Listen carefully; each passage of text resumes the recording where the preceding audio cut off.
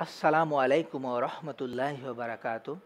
Dear Reverend brothers and sisters, welcome to my another episode, and today I am going to discuss the Victorian Age, a critical study and discussion.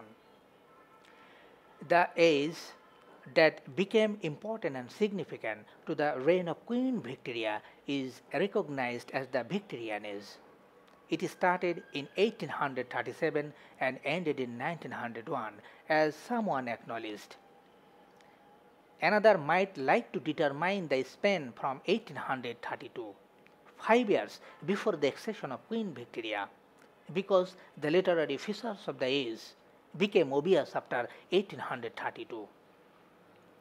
In 1832, a Reformation Act passed in the Parliament that changed the traditional life and thoughts of the Victorian people, especially the middle class societies, who constitute a larger portion of the society.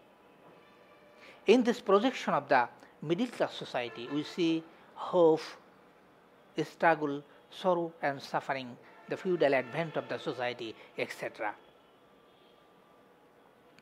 Better to say, mechanism of railways and ships was improved, which helped develop commerce and industry and thus brought material affluence. In addition, agriculture-based society was disintegrated.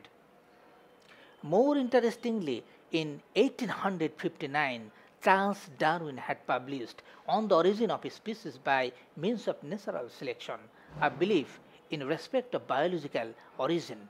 Historians, philosophers, scientists were all beginning to apply the idea of evolution to new areas of study of the human experience.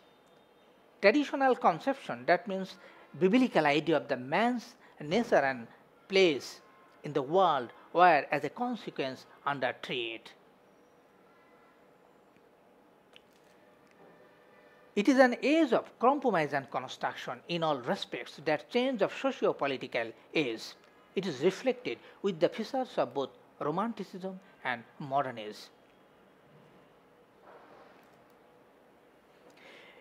Moreover, it assures in the advent of modern age.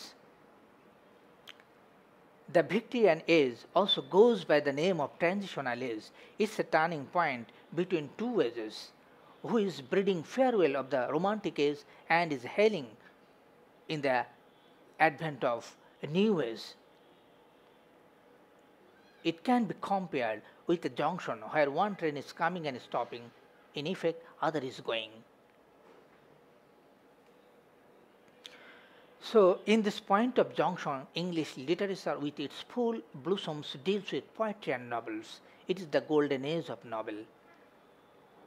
Political, religious, historical, sporting, Irish crime, and comic novels all flourished in this period. Actually, the literature of this period reflects peace, order, and stability.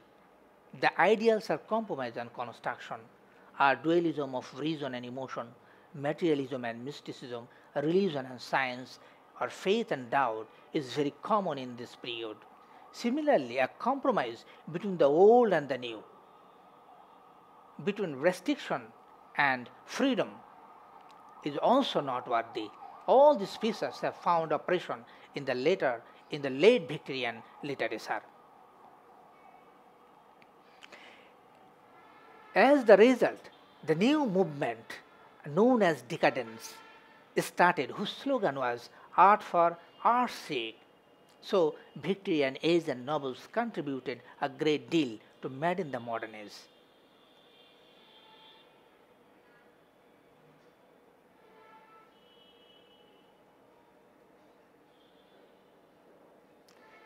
Eventually, we can apprehend the theme of modern age from the Victorian age. That's why the Victorian age is widely praised for the interaction between the past and the future age. So that's all for today. Thank you very much for your cooperation and coordination.